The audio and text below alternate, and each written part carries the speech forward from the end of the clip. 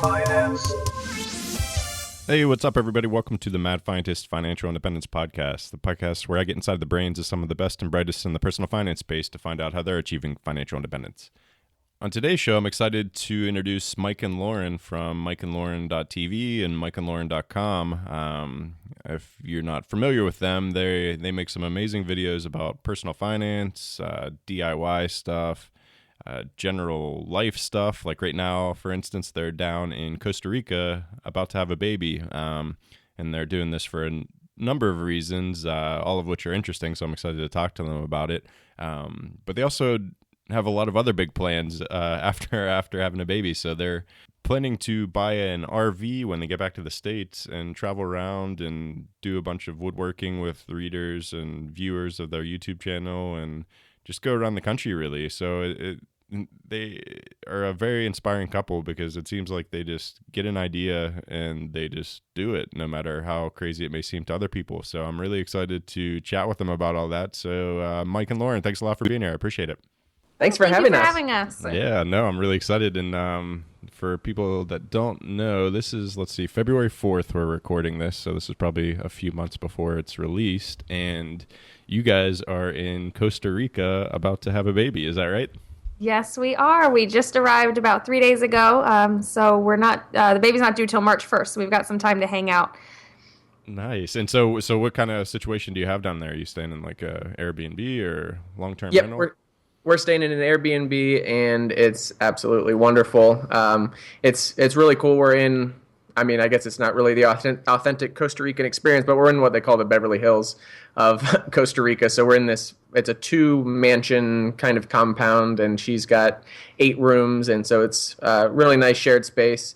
And she's just been so helpful. We're just in the local area. We just love the experience so far. Wow. Okay. Yeah, we're gonna definitely dive into this quite a bit. Because definitely. Yeah, it's very interesting. So I'm looking forward to talking about that. But before we do, let's if anybody doesn't know mikeandlauren.tv or mikeandlauren.com, could you just tell a little bit about yourselves and how you got started in making all these great YouTube videos? Oh, sure. Well, we started actually making videos when we went backpacking through Europe 3 years ago now. We took 2.5 months off of work and just did whatever we wanted to. And so when we got back, people kept asking us, how did you afford this trip? And we afforded it because we had always saved money. So it was kind of a no-brainer for us. And so that snowballed into making financial videos, which is definitely Mike's forte and has been a passion of his for a really long time. And it kind of just went from there. So now we make videos about personal finance on Fridays. And then every Sunday we do a DIY project, sometimes together, sometimes by myself, depending on what the project is. Nice, yeah. And your Euro trip videos were amazing. I binge watched them. I think a few months ago. I forget why I was on your site. I was looking for something in particular, I think. But then I saw the Europe things, and I was like, "Ooh, I want to watch that." And then for like 2 hours, just slipped away or something. I think I watched the entire series. So very well done. I'll link to that in the show notes so people can check that out. So how did you, what were you doing before your big backpack across Europe? And how were you able to just take off for 2.5 months? Well, right before that, we lived in New York City. So we've always, I guess, just sort of been, I don't know if it's the adventurous type, or it seems like every 3 or 4 years we pick up and do something different. We don't plan it that way. It just happens to be that timeline. So right after we got married in 2008, Lauren wanted to go to school for gemology, and there's 2 schools for that. There's one in New York and one in California. We chose New York, so we lived in New York City in Manhattan for 3 years, and then we got back. And back home to Florida. Florida is where we are from. And then it was just, we knew we wanted to do that at some point in our lives, do that being backpacking through Europe. And we booked the trip without asking our employers for permission. And I guess it kind of goes back to, Jim Collins' FU money. And we have very good relationships, so not to say that we're giving the finger to our employers, but we were going to do this either way. Right. And because we save a high percentage of our income, we were able to do that. And it turns out we've looked back at our finances before we were really tracking things, and we've always saved at least 50% of our income just because we've never found a reason to spend any more than that. and in that way, we were able to kind of just do as we please within reason. That's really cool. First, before we move on, what was your favorite place when you were on your trip?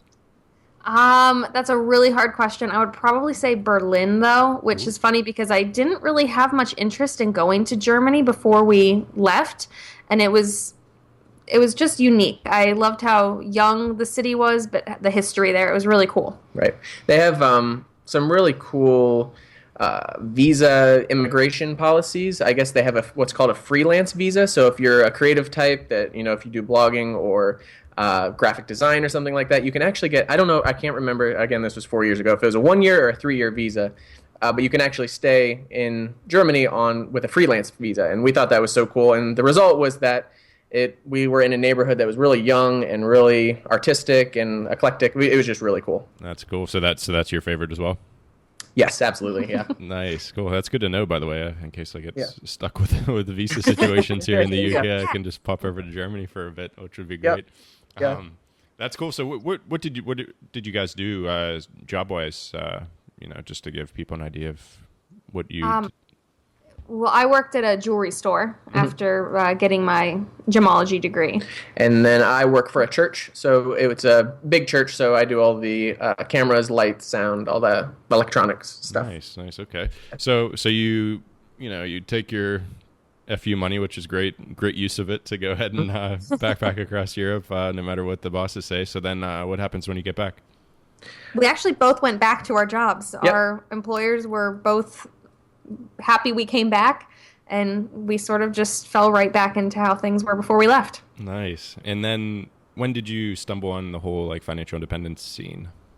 So I have been interested in personal finance in general since I was about, I want to say 17, and the dates might not match up. Somewhere around 2006, 2007, I found, maybe it's 2008, I found J.D. Roth at Get Rich Slowly. And so kind of started there and then found Jacob at Early Retirement Extreme. That's the same progression that I had, the exact same way. Yeah, okay, sorry. That was kind of the introduction to that idea. And of course, Jacob being so extreme, we weren't really interested in that, but the seed was planted. And then it was Mr. Money Mustache around 2011 or so, whenever he came on the scene, that showed both living a normal lifestyle and still saving a high percentage of your income. Kind of introduced us to this idea of financial independence as a realistic goal. And then we just bumped our savings rate a little bit from 50% to, 65, 70%. And we haven't quite hit that mark every single month, but so far we're kind of on track. That's amazing. That's that's exactly the same progression. And exactly. We probably click the same exact links on Get Rich Slowly to get over to Early Retirement Extreme, and then the same one to get over to Mr. Money Mustache. So that's pretty cool. Yep. That's fun. So now you're in Costa Rica. So obviously you're not still working. So how did that transition come about? Well, when we found out that we were pregnant, going to have a baby, we'd always kind of talked about me leaving my job at that point. And so that was just the natural next step for us. Mike was going to keep working, and then things just sort of started going from there, that we found this whole Costa Rica idea, and then we had kind of talked about plans for later this year, 2016, to do a big RV trip. And so that was what made us decide that it might be time for Mike to also leave his job and to kind of see where things go from there. Nice. Okay, so we need to definitely dive into the Costa Rica thing. So for people that haven't watched any of the videos about this, can you just explain what's happening? So brief overview of Costa Rica. Actually, how the whole idea came about was while we were in Europe and we were traveling and noticing that while a U.S. passport is a nice thing to have, it's not viewed very favorably overseas in the sense of immigration and visas. So we noticed, people from Canada or Australia could get visas for working in Europe if they wanted to stay longer than 3 months, but that was just not reciprocated to U.S. citizens because we don't have that in the U.S. We don't offer any sort of temporary visas. And so that was when the seed was planted. Wouldn't it be cool if we could give our child dual citizenship?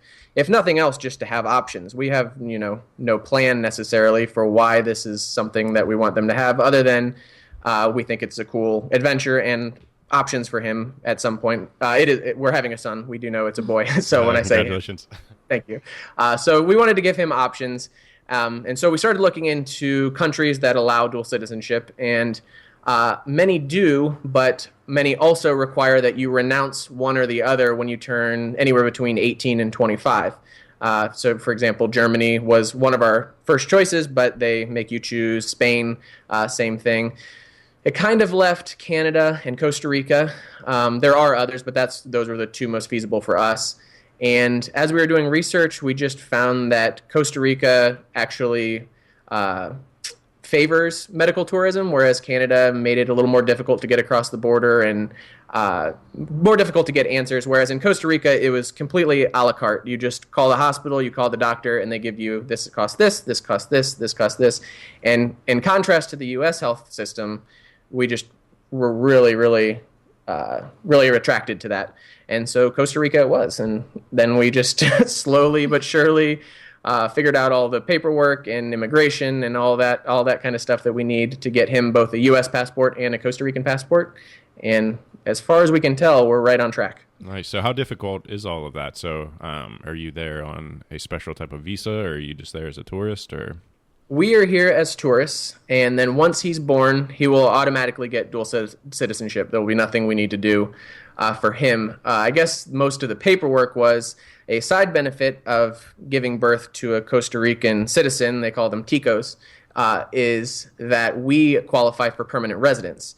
And as permanent residents, we can buy property, we can open bank accounts, we get a social security number down here, we can pretty much do everything but vote.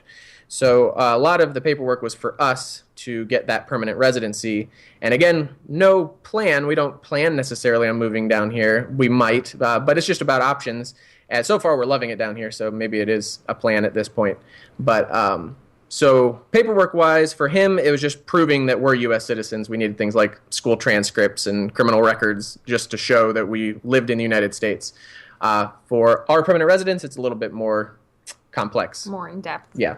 That's amazing. That's great. And yeah, having the options is huge, and that's something right. I'm definitely looking into. Obviously, getting maybe UK citizenship, and possibly some other easier routes. But yeah, it's just a big thing. Just having the options and having two passports is an incredible thing. So that's awesome. That's really cool. Now, as far as costs go, I'm assuming it's much cheaper down there. And you said a la carte, so are you guys fully just self-funding this? Yes, we are self-funding this. And it was just like Mike had mentioned, we called the doctor's office, and the doctor actually answered his own phone on a Saturday and answered all of our questions and was able to tell us exactly how much everything would be, which comes out to around $4,000 to $4,500, depending on how many nights were there, I guess and that sort of thing. We should preface that by saying in Costa Rica, there's a public healthcare system and a private healthcare system. So the public healthcare system, we could actually go and use for free at this point. But it is kind of, when you say giving birth in Costa Rica, it's kind of more what people expect. They have that connotation, a somewhat negative connotation in their mind. Some people have even said, so you're giving birth in a hut. Obviously, it's not that, but definitely more second world. The husband can't be in the room with the wife when she's giving birth. It's in a room of like 7 women. So that's the public system, which isn't necessarily bad, but we weren't interested in that.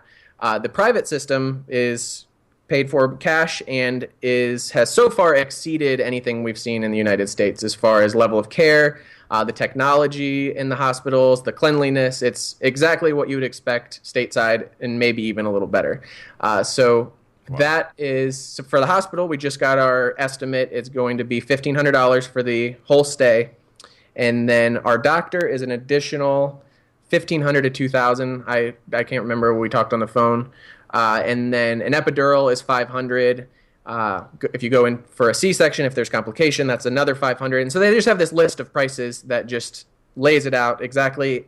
If this happens, this is what it costs. And for us... Well, that was impressive for us, because when we were calling around in the U.S. trying to figure out pricing, they just kept saying, well, it costs what it costs. We'll find out when it's over with. And like, that's not what we want to know. We want to know up front about how much it could be, and they couldn't give us an estimate even. So people assume we're here to save money.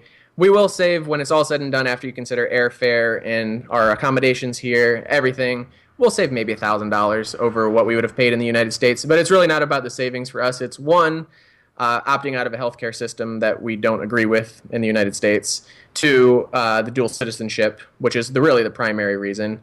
The permanent residence is a side benefit, and then just the adventure. We get to have a really cool vacation before having a baby, so you go along with that. That is so cool. Okay, so let's. What town are you in actually? We're in Escazú. It's just a suburb of San Jose. San Jose. Cool. Okay. And you got there 3 days ago, and you said you're living in a mansion. Shared mansion. Yes, it's actually 2 mansions side by side. That's amazing. So have you had any doctor's visits since you've been down there yet, or? Yes, we were able to schedule one before we left for the day that we arrived, which was nice. So we got to go in, meet the doctor, who's fantastic. He's actually from New York City, so it is nice to not have a language barrier because our Spanish is not quite up to par. We're working on it, though. But so that was really nice to get to meet him in person, and the office was amazing. They include a 4D ultrasound with every office visit, where back home you get 2 ultrasounds throughout the whole pregnancy, and if you want to do the 4D, it's, I want to say, an additional $200 or $300, and this is just included. So that was really cool. So it's just, everything has been fantastic so far. When yesterday we went to go see the hospital for the first time, we just wanted to go look at the hospital. Ended up, we went to the finance department. They gave us a whole tour of the 2nd floor, and just really nice. Language barrier there was almost non-existent. By the time we got to the floor manager who was giving us our tour, she spoke perfect English. So far, it's just been an exceptional experience. Oh, that's so good to hear. So what are your plans for after the birth? So you said March is when the due date is, so you maybe just be hanging out. What are your plans up until then as well? So well, he's due March 1st, but of course could come at any point in the next after 2 weeks or so. So we're just kind of hanging out for now, and then once he's born, we'll have to wait on his birth certificate, which the doctor just told us should only be about a few days' time, and then we have to apply for his U.S. passport, which should take about a week or 2, and at that point, we are good to fly back home to Florida, which we will do as soon as we can, just to be able to get back home for family, to be able to meet him and that sort of thing. And then once we get there, we're going to start our plans for an upcoming RV trip that we have. Okay, so the plan is this. We're going to buy an RV. We're going to buy a trailer and outfit the trailer with a mobile workshop, and then visit all of our fans from YouTube and do fun, unique, and interesting projects with them as we just travel the country and make a YouTube series out of that. And hopefully, through all that, we can create an online income sustainable enough that we can do that full time. So this next year is definitely a very risky one. At this point, our YouTube earnings are at the point where we're basically breaking even with expenses. So if we want to continue our plans for extreme early retirement, we need to boost our income. But at this point, we're getting by just fine with the income that we've already started generating from our YouTube channel. That's so cool. Yeah, that's perfect. And I saw that your super powered pencil sharpener thing went pretty viral. So if you're out there making a lot of other cool stuff, it's no doubt gonna just keep growing. So so you're planning on driving around the country and meeting up with readers and things, and just doing just cool projects that they have in mind. Yeah.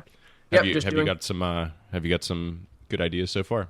The response was overwhelming. We made, I think we have a running list now of 3 or 4 or maybe 500 potential stops at this point. So it was really cool that everyone was so receptive to the idea. And it's just opened all kinds of doors just announcing the plans. Obviously, there's some things we can't talk about, but basically that we've already gotten interest from network television for the idea, which is absolutely incredible. We were expecting, we were expecting to have to do this for a while, and then maybe pitch a show or something like that, but literally within just announcing the idea. So TV is very fickle, and that doesn't mean anything that we've had someone reach out to us, but it's still flattering that they would do that. That's so cool. That's really exciting. So how long after you get back to Florida do you think you'll try to kick off this big trip?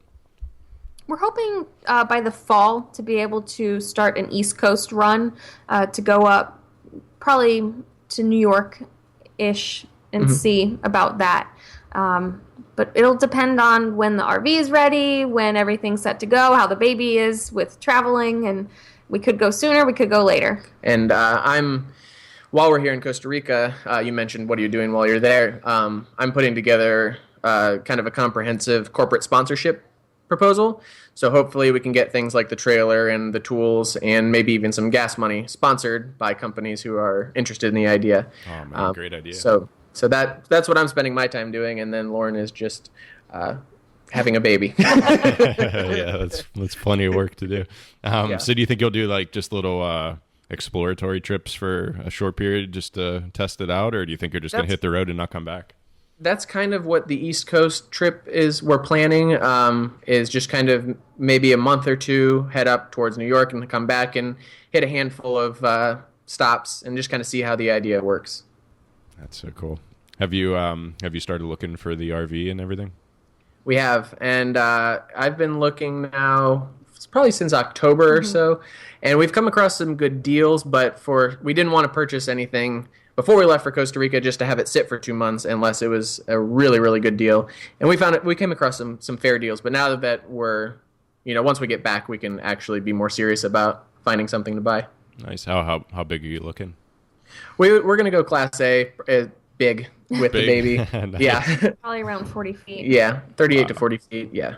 Yeah, I none of those numbers mean nothing to me, but yeah, big versus medium or small, that makes sense. Yeah, Well, it's going to be 40 feet for the RV, but then there's going to be a 20-foot trailer behind it, so it's going to be a pretty serious rig. Yeah. Wow, that's crazy. Are there definite places that you're planning on going, or are you just playing it by ear as far as who gets in touch and playing it all out, like playing a whole journey out later? We haven't planned too much yet. We figure once we get closer, we can start have people submitting more formal things that they might want to build, and we can kind of go from there to plan a course. It seems like it was kind of divided. We had a lot of interest on the East Coast, and then we had a ton of interest in Texas. I don't know if we just have a big viewership or something in Texas, but we had more stops in Texas than anywhere else. So we'll probably just do a whole Texas run, and then follow that up with a West Coast run, and then we'd love to do Canada at some point as well. Wow, that sounds amazing. So, yeah, you guys obviously have some incredible plans and ideas that you're executing on. Is there anything that you see after the big RV trip, or are you just playing that by ear? Because it sounds like that could be quite a while that you're out on the road. For now, just playing it by ear. Because for all we know, we could do the East Coast tour and decide we don't really want to keep doing it. Or we could love it and go all over the country with it. So it's kind of up in the air for now, and we'll play it by ear. And then we've also had long-term plans of eventually going on a sailboat as well. So that is by going on a sailboat, he means living on a sailboat. Yeah. Nice. Do you have any experience sailing at all, or is that something you're just wanting to learn over the next little while? No, we've been talking about learning for a while. We've actually bought a little Hobie cat. We do live in Florida on the beach, so it was easy for us to do. And Mike took it out just one time and got stuck, and so we decided that we do need formal lessons with that. So we're going to work on that when we get home, hopefully, and kind of maybe take some lessons over the summer. That's cool. So down there, how have you found the cost of living? I know you've only been there for 3 days, but you can probably get quite a good sense of just general cost of living. In this area, it's pretty Americanized, and so the prices are about what we paid in the United States. But from what we've read, once you get out of the major city, and we're in the most affluent neighborhood in Costa Rica, so it's kind of difficult to tell. Sure. But so far, it's been reasonable. Yesterday we went for lunch to a Italian place where it was all homemade pasta and homemade sauces. It was delicious, and it was $12 a plate. So it was about the same as we'd pay for a chain restaurant in the United States, but it was homemade. And then there's also some cheap, they're called sodas, are the cafes here, and those are about $5 a plate we got chicken, rice, beans, and vegetables. So, nice. Yeah. That's not bad. And just reiterate, I don't know if anybody picked up on that, but this is the first time you've been in Costa Rica, right? 3 days ago? Correct. Yes. Yep, Yeah. 3 days ago. That's so good. You guys are, Yeah. I love how you just plan stuff and just jump right in with just Yep, trying and it that's out how- as you go along. That's amazing. That's how we did Europe. We landed with no hotel or hostel or anywhere to any plans for that night, and we like winging it, playing it by ear. Although this time we did have a bit more plan in place. Yes. Right, yeah. you need some. That's Yeah. awesome. So you're saving 50% of your income. I usually like to ask my guests, like, what's your primary investing strategy? Is it, index funds? Did you do any Yep. real estate or? Well, we have plans for real estate and have tried. We've been under contract with 2 properties, and both fell through. But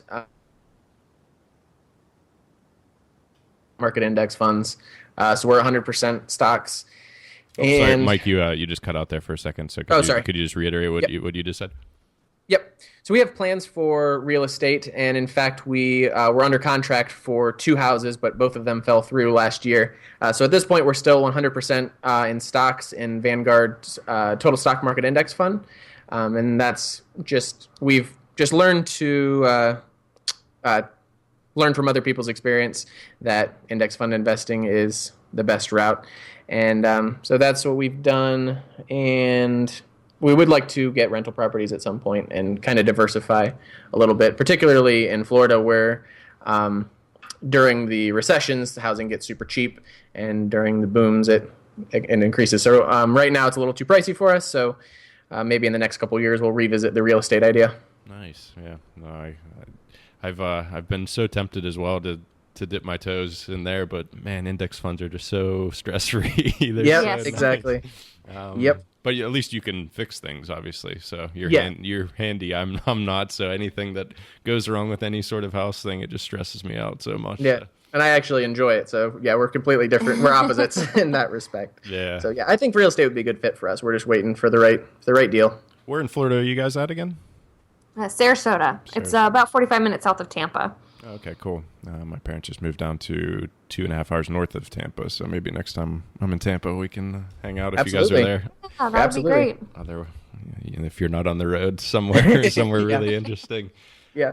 That's awesome. Well, it's such an incredible story, and you guys are I love how you just dive in and start doing stuff. So I really appreciate you taking the time to talk with me, and especially being so close to the birth. I felt bad asking, but it's good. No, not at all. And the connection's been amazing for you must get good Wi-Fi Yeah, down there. actually, so. Wi-Fi is great. We're getting it went out once yesterday, and that was it. So speeds are great though. Yeah.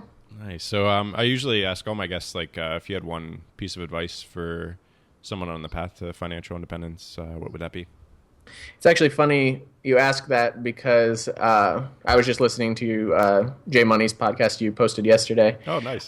Yeah, and our one piece of advice usually is to question everything, and it just seems like everything that you're taught about money and really life should be questioned, and that's what we have found is sometimes what the common advice is the right thing, but sometimes or actually we found most of the time it's just not, and at least being open to the idea of asking yourself, is this what I really want? That you just kind of head on a different trajectory that, for us has made us very happy. Great. Yeah, that is. I couldn't agree more. It's amazing just how all the things you hear and think are just the known and the right thing are just totally not most Exactly. of the time. Words. That's Yeah, so good. one of the other ideas we had while we were here is to write some sort of ebook about kind of what we're doing, and also one about personal finance. And the running title for that one right now is "Question Everything You Think You Know About Money," and that's just kind of been our mantra. Nice. throughout. So you think that's something you'll pursue and finish?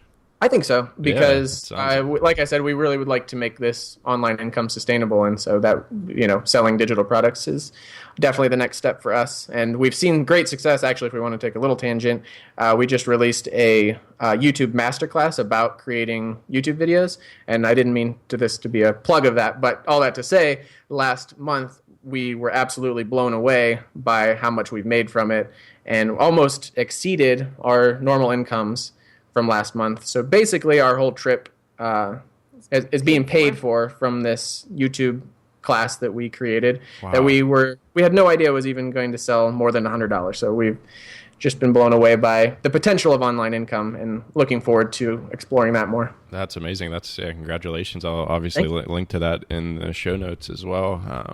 And Thanks. Yeah, you guys are definitely the people to learn from because, as I said, your videos are highly addictive and I can't stop watching them. So I know you're making me less and less productive as I dive more into your back catalog. So is there any other information about online income, because that's a lot of people in the audience. I think like having supplemental income is an amazing thing to have when you're pursuing financial independence, because it just takes some of the stress away and takes a little bit of the pressure off your portfolio. So if you have any other tangents that you wanted to, if you want to talk about it, we share all of our income, expenses, and net worth to our newsletter subscribers. And we've actually shared it on our YouTube channels a couple of times. So I actually really like talking about online income and can actually share real figures. Wow, that'd be great. If you want to dive into that. So for our YouTube channel right now, we're making about $500 a month off of it, and we get somewhere between 100 and 200,000 views. No, I'm sorry. Yeah, 100 and 200,000 views per month. So right now we have around 35,000 subscribers, and basically the rule of thumb is for every 1,000 views you get $3, and that can vary between $1 and $3. And those are for the advertisements that you see before a YouTube video and the little banners on the side and stuff like that. So all things considered, it's actually not that great considering the amount of effort we put into our YouTube channel. To be making $400 or $500 a month isn't exactly great. But with an audience, we have learned as of last month, comes opportunities for other income. So we also have been approached by a couple sponsors. So in August last year, we were approached by Progressive Insurance to make videos for them. And we made 3 videos for them, and they paid us $4,000. So that was really nice. Wow, nice. And then we have a standing contract with H&R Block. So we make videos for their blog, which is Block Talk. And I don't know if I can share the monthly on that, but it's similar. If you were to break down the progressive rate, it's about the same. So we do 1 video a month for them. So between the H&R Block videos and the YouTube earnings and now this YouTube class and the potential of our upcoming year, we're expecting between collaborations with fans and collaborations with other YouTubers, because as we drive around the country, we'll be visiting other YouTubers, and the best way to grow your YouTube channel is to meet other YouTubers and share, videos. We're hoping that we can create, not just a sustainable income, but a lucrative income online. Wow. And then go back to digital products. I have a couple of ideas. One that question everything about money, or you've been taught about money. And then also something we're really passionate about is not having car payments. I think in my circle of friends and family, at least, that's one of the biggest budget busters. That if you could just cut that out, you could make a significant impact on your finances. And so people just can't understand how we pay cash for our cars. So I'd like to create a ebook / video course about how to find a used car, like have a mechanic show you what to look for in many of the cars that we recommend. Even have like a quick guide to buy these cars, like this year to this year was a good engine for this car, like a really comprehensive like used car buying guide. And I think that would be really helpful. Oh, so that's amazing. another something that maybe could. Everything that we do in our lives seems like it's either going to flop or it's just going to be like crazy successful. So I'm sure it's more the latter. It sounds like. So no, that sounds really good. And how did the course come about? We were actually emailed from our co-creator. His name's Phil Ebener, and so he's a Udemy instructor who's actually doing that full time, which is interesting to me. If you're looking for online income, he only creates courses on Udemy.com and has made a living from that. So he contacted us and asked if we'd like to co-create a course with him. So we split the revenue 50-50, and he did a lot of the work. We were going to split the curriculum 50-50, but he did about 70 videos, and we did 34 or 35. And then we split the revenue 50-50. And so it's been really nice because he has so much experience launching a successful course that we've learned a lot from him.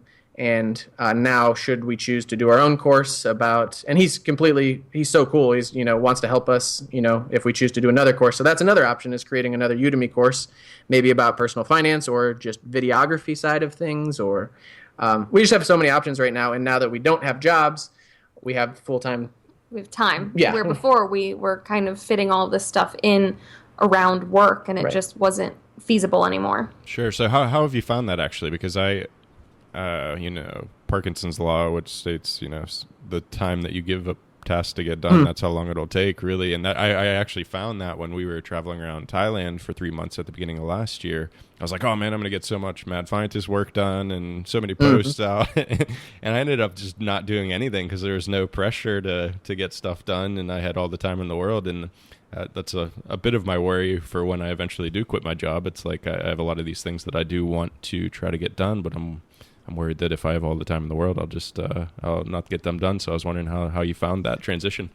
For us, the commitment to posting 2 videos a week has been really helpful because I am definitely a perfectionist personality. So if it were up to me, we probably would have never posted a video at this point because I'd want all the fancy graphics and everything. So telling our audience to expect a video on Friday and Sunday means that every Friday and every Sunday, regardless of how we're feeling or what we think of the finished product, we are going to post. Right. And the result is there's no videos that every one is almost a pleasant surprise of how well it turns out.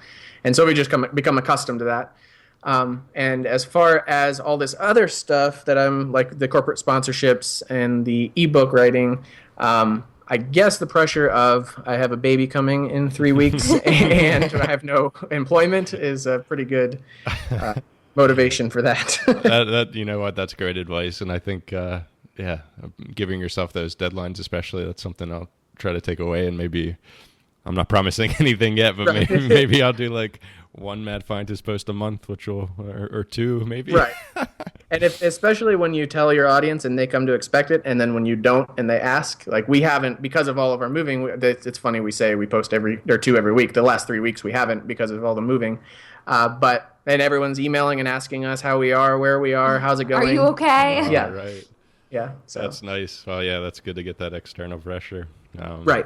That was actually the whole reason I started the site, was because I was like, if I've pressured to put out posts, then I'll do the research that I know that I could do to get to FI quicker. So it's like, right. Yeah. And it's worked great, but now I just don't have any pressure, as much pressure to post anymore. So now it's, I need to, I think I need to set on a set schedule like you guys. That sounds like a good call. Nice. So Lauren, we never got to your piece of advice. We've talked a lot. So back to you. I guess my piece of advice, this all started, like Mike said, when he was 17, he followed the personal finance stuff. And that was not the case for me. So I definitely learned about everything from Mike. And I always kind of was one step behind him, where he was totally excited about something and I was sort of hesitant, and he didn't have to talk me into it. He just had to give me time to say, yes, I think that is a good idea. And so I think through all of that, I've just learned that to try something, try it even if you are hesitant about it, or you think that it's not for you, or you think that the idea of saving that much of your income is just not feasible, just to go for it. Because if I had said from the beginning, or even along all the different steps, no, I'm not interested, no, I don't think we could do it, that I don't know where we would be. But just being open to the whole idea gives you so much more opportunity. Oh, that's so good. Yeah. And you guys were high school sweethearts, right?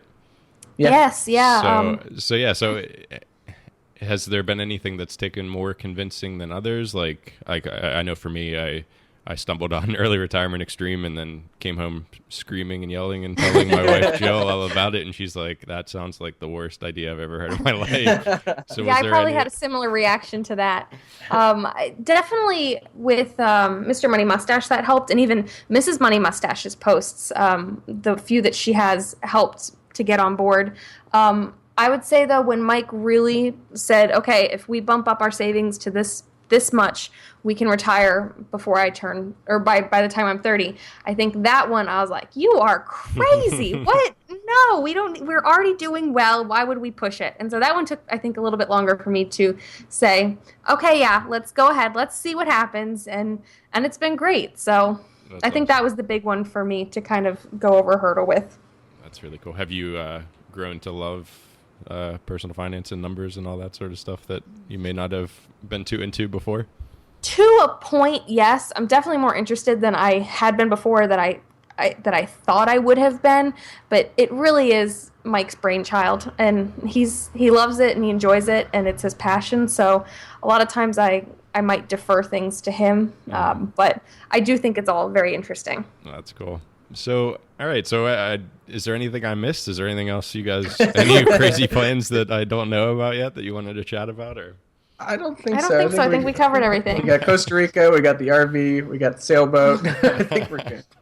Oh, it's so good. I hope I'm glad you're enjoying it so far, and it's I really appreciate you taking the time to talk with me. If people want to learn more, should they? I know if they go to mikeandlauren.tv, it'll start a video instantly, pretty much, that tells all about you guys, right? Yep, Yes. that's it. Is there anywhere else that they should go to get in touch, or just leave comments on YouTube videos or email? Well, or? we respond to YouTube comments first usually, but we also have mikeandlauren.com if you want to go to the contact page there, or just hello@mikeandlauren.com. And mikeandlauren.com is where you can sign up for our monthly newsletter with all of our expense breakdown. Cool. Yeah, I'll link to that. So newsletter link as well, and I'll link to the Udemy course, which is really exciting. That's awesome. So thank you. Yeah. Do you want to just actually just before we go, do you want to just talk a little bit more about that, just in case anybody's interested? Yeah, sure. So the idea, we actually talked about this at FinCon last year, and so when Phil Ebener emailed us and asked us to co-create this course, we already kind of done 3 months of research, and then just had to expand that even more. And basically, we cover everything from what it felt like starting with 0 subscribers and 0 views, and then just kind of show you the back end, show you our analytics, and show how each step along the way, whether it's self-promotion or if we're being promoted by another blog, or how collaborations, what the front page, our projects have been featured on Popular Mechanics and Make Magazine and Lifehacker, and how that has kind of grown our audience, and how it was slow at the beginning, and it's sort of exponential and just sort of taking off. So it's a combination of what it feels like and how to start at 0, how to go from where we are now to where we want to go. We talk more about our sponsorships and how much we charge, and how much we'll charge in the future, how that's gone. And even little details like thumbnails for each video. Yeah, how we make our thumbnails, because we're not graphic designers, but we have custom thumbnails. And then Phil goes over all of the more like through all the dashboard, YouTube dashboard, which is kind of everything that you see on the back end of YouTube. And also shares all his tips for he has a YouTube channel of his own. So it's kind of two people's experience going from nothing to something, and how we did it. That's really good. I could have used that. So I'm embarrassed to tell you this story, but so my podcast started way back in 2012, I think, sometime in 2012, May, I think, possibly. And I figured, well, hell, I'll make a video out of it and put it up to YouTube, because at the time YouTube was one of the top 3 search engines. Like, and I'm sure it still is one of the top 2, maybe, or something. So I was like, wow, this will help me maybe find people there. So I just made videos out of them, and I put them up, and I turned monetization on, because I was like, well, it doesn't matter if there's ads there, because there's nothing really on the screen anyway. It's just an audio thing and with a placeholder image. So I was like, yeah, I'll throw some ads up. And like for 3 years, I never made a single penny. And I was like, man, you must have to have the hundreds and millions of views to make any money, because I haven't earned a single penny. And then I read some article literally only like 4 months ago or something, I think, that said you have to link up your Google AdSense account to the ads. And I was like, oh my God, I cannot believe. One, I'm stupid enough to think that I earned 0 pennies the entire 3 years that I've been putting money up, putting videos up there. But Yeah. like, so now I make like, I don't know, 30, $40 a month or something. Yeah, Which that's isn't a ton, but it's like, that was free money I was just throwing away. So yeah, I Yeah. could have used your course. Yes. And in fact, actually, I think our course on Udemy is priced at $297. So if you want, I can create a coupon code just for your podcast, and we'll make Yeah, it absolutely. $49. Cool. Yeah. All right. I will talk to you after this to figure out how to do Yeah. that. And Yeah, I'll send you a coupon link. cool. And I will put that in the show notes. That's awesome. Yeah, definitely. That would be great. So thank you. So yeah, thanks guys. I really appreciate thank you for taking having the us. time, and I'm glad you're enjoying sunny Costa Rica, and hopefully you have some time to go explore before your new parents. Yes, Yes, we're yeah. hoping to. And yeah, no, thanks again, and hopefully I'll get you back on the show maybe after your RV trip, and we can find out how all of this That would be amazing great. stuff you guys are doing has gone. So Cool. thanks very much, guys. Good luck with everything. You. You too. Bye-bye. All right. Well, I hope you enjoyed my conversation with Mike and Lauren. As I mentioned in the interview, that was recorded back in February, so a lot has happened since then. They've had their baby in Costa Rica, and they've come back to the States and bought an RV, so lots of exciting stuff has happened. So I'm going to link to all those exciting new videos in the show notes so that you can check out, where they are now, and you can hear a lot more about the experience of giving birth in Costa Rica. But yeah, so I hope you enjoyed that, and hope it inspires you to step outside the box a little bit and question everything, as Mike said, and yeah, live a life that's a lot more exciting and cheaper. Actually, it sounds like, from what their experience in Costa Rica was. So I hope you enjoyed it, and I'll see you next time. Finance.